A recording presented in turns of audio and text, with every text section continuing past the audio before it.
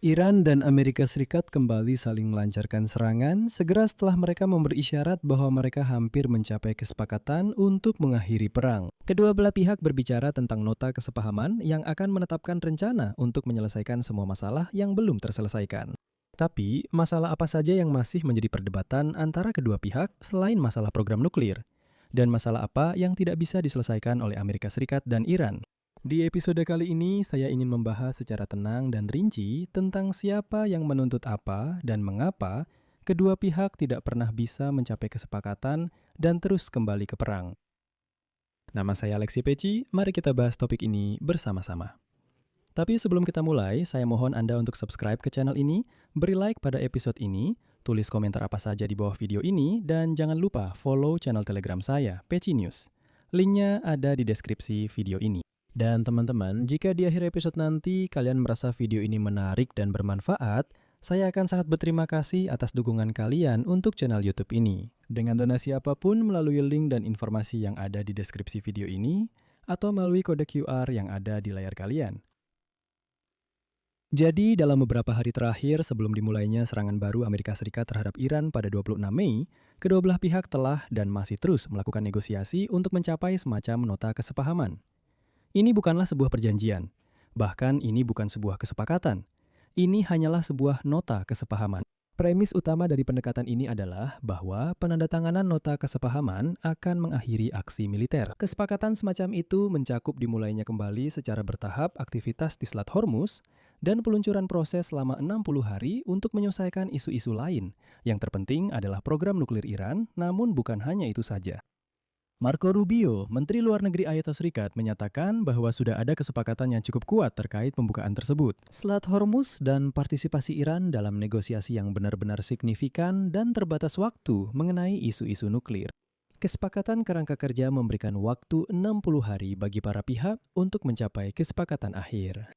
Namun, apa yang akan terjadi setelah 60 hari jika kesepakatan tidak tercapai, tidak ada yang tahu. Dan entah kenapa, semua orang memilih untuk diam tentang hal itu. Kesepakatan potensial akan menjamin bahwa Iran tidak akan pernah bisa memiliki senjata nuklir dan mewajibkan mereka untuk melepaskan uranium yang diperkaya tinggi. Kembali ke hasil. Hasil dari pembatasan program nuklir akan menjadi topik pada tahap berikutnya dalam negosiasi. Jadi, bukan sekarang pada tahap memorandum, melainkan nanti. Dan pada hari serangan ke Iran tanggal 26 Mei, salah satu pejabat Gedung Putih menyatakan, kutipannya, penting untuk dipahami bahwa jika Iran tidak memenuhi kewajibannya, mereka tidak akan mendapatkan apa-apa. Tidak ada debu, tidak ada dolar. Porto Farghani telah mencapai tujuannya. Secara proporsional melemah.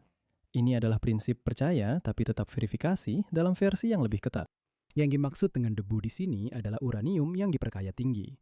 Jadi orang Amerika bilang kalau kalian tidak menyerahkan uranium itu, kalian tidak akan mendapatkan uang. Nanti saya akan jelaskan uang seperti apa yang dimaksud. Tapi orang Iran tidak terburu-buru membicarakan kesepakatan itu.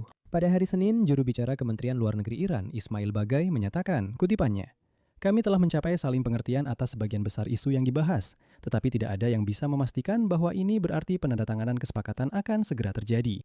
Tapi apa sebenarnya masalahnya? Apa yang dipertaruhkan dan mengapa mereka belum juga bisa mencapai kesepakatan? Mari kita bahas satu persatu. Pertama, Selat Hormuz. Pada satu malam, Donald Trump menulis di media sosial bahwa menurut memorandum, jalur air terpenting Selat Hormuz akan dibuka kembali. Namun, banyak media Iran, beberapa di antaranya dekat dengan Korps Garda Revolusi Islamnya Radikal, melaporkan bahwa selat tersebut akan tetap berada di bawah kendali Iran. Selama 30 hari, Iran akan mengizinkan pelayaran kembali ke tingkat sebelum perang, namun dengan beberapa perubahan. Berikut kutipan dari Bagai. Pada dasarnya, selat tersebut sudah dibuka, namun untuk memastikan transit yang aman, setiap tindakan harus dikoordinasikan dengan otoritas Iran yang berwenang. Iran menuntut pencabutan blokade Amerika terhadap pelabuhannya secara bersamaan sebagai imbalan atas pembukaan Selat Hormuz. Namun Trump menyatakan tidak. Berikut kutipannya, blokade akan tetap berlaku sampai tercapai, dikonfirmasi, dan ditandatangani sebuah kesepakatan. Namun jelas yang dimaksud adalah kesepakatan akhir, bukan memorandum. Dan orang-orang Iran berkata, tidak, mari kita lakukan dengan urutan sebaliknya. Kedua, cadangan uranium di Iran dan pengayaannya. Pejabat Iran bersikeras bahwa negosiasi mengenai uranium hanya dapat dimulai setelah tercapai kesepakatan untuk mengakhiri perang. Uranium adalah bahan bakar nuklir utama yang jika diperkaya tinggi dapat digunakan untuk membuat bom nuklir. Teheran menegaskan bahwa Iran tidak mengambil kewajiban apapun dalam perjanjian ini terkait dengan penyerahan cadangan nuklir, menonaktifkan peralatan, menutup fasilitas, atau bahkan janji untuk tidak membuat bom nuklir. Sama sekali tidak ada kewajiban. Donald Trump sendiri berulang kali menegaskan bahwa bagaimanapun juga Iran harus melepaskan uranium yang diperkaya tinggi yang mereka miliki. Di Washington, para pejabat resmi menggunakan ungkapan tidak ada debu, tidak ada dolar. Mereka menggambarkan cadangan uranium yang diperkaya tinggi yang menurut permintaan Trump harus disingkirkan sebelum tuntutan keuangan Teheran dipenuhi, khususnya pencairan aset di barat. Diperkirakan bahwa dalam memorandum awal ini, masalah pengayaan uranium tidak akan dijabarkan secara rinci, dan pencarian cara untuk mengatasi perbedaan antara kedua pihak akan menjadi salah satu tugas utama dari perjanjian yang lebih komprehensif. Trump menyebut program nuklir Iran sebagai salah satu alasan utama terjadinya serangan itu. Sebelumnya, dia menyatakan bahwa dia akan memastikan Iran sepenuhnya menghentikan program tersebut. Tetapi baru-baru ini, dia mengatakan bahwa pada dasarnya penghentian pengayaan uranium selama 20 tahun akan dapat diterima. Seolah-olah dia berkata, oke, saya memang berjanji untuk selamanya, tapi baiklah kalau tidak bisa selamanya, setidaknya 20 tahun saja. Ketiga, aset-aset yang dibekukan itu. Iran yang sedang mengalami krisis ekonomi yang parah menuntut pencairan aset sebesar 24 miliar dolar segera. Setengah dari jumlah tersebut atas permintaan Teheran dapat dicairkan setelah pengumuman pertama tentang kesepakatan memorandum ini, dan setengahnya lagi setelah semua syarat kesepakatan dipenuhi. Seperti yang ditulis oleh kantor berita TASS Tasnim, berikut kutipannya.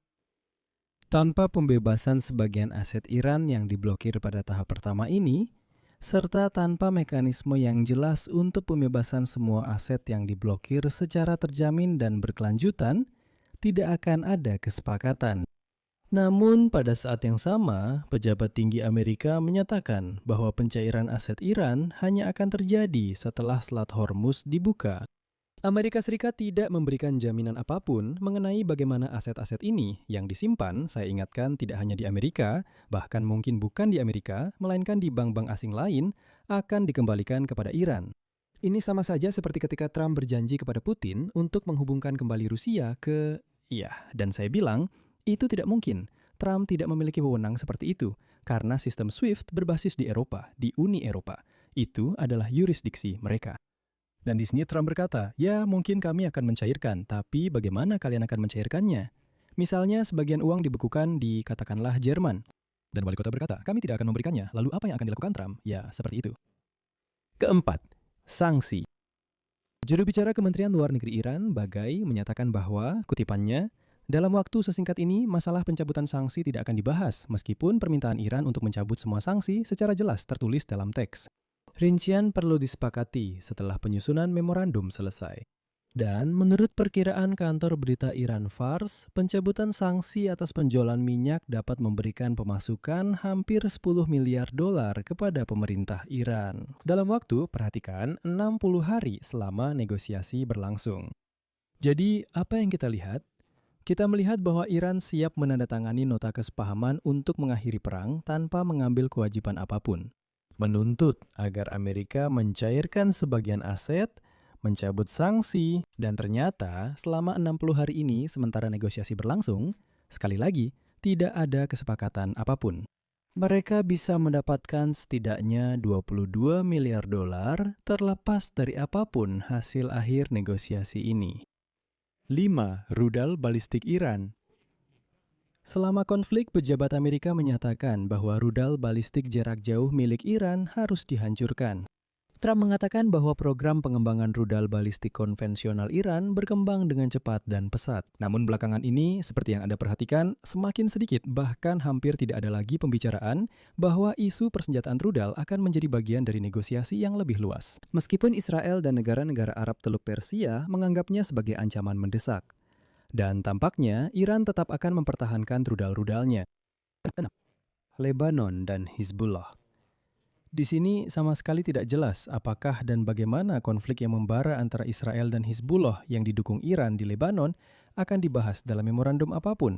Pada hari Minggu, kantor berita TASS bersama Tasnim melaporkan bahwa dalam teks memorandum disebutkan tentang deklarasi penghentian perang di semua front, termasuk Lebanon. Namun, pada hari Selasa, setelah Amerika Serikat melanjutkan serangan terhadap Iran, tentara Israel juga melancarkan serangan terhadap lebih dari 100 target Hizbullah di Lebanon, memberikan sinyal bahwa mereka siap memperluas perang. Perdana Menteri Israel Benjamin Netanyahu juga memperkeras retorikanya dengan memperingatkan pada hari Senin bahwa militer akan meningkatkan serangan dan meningkatkan intensitas kampanye mereka di Lebanon. Namun saya ingin mencatat bahwa pada awal bulan ini, delegasi Israel dan Lebanon sepakat untuk memperpanjang gencatan senjata yang rapuh selama 45 hari, di mana Hizbullah tidak menjadi pesertanya. Dan sesuai dengan ketentuan perjanjian yang dibuat di bawah pimpinan Amerika Serikat, Israel diizinkan melakukan operasi defensif, dan itulah yang dilakukan oleh Israel.